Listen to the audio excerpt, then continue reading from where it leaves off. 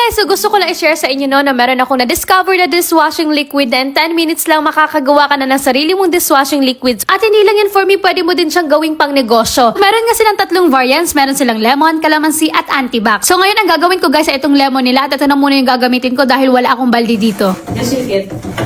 Shake it. Just shake it. Shake it. Stir it. Stir it. Shake it. Wait.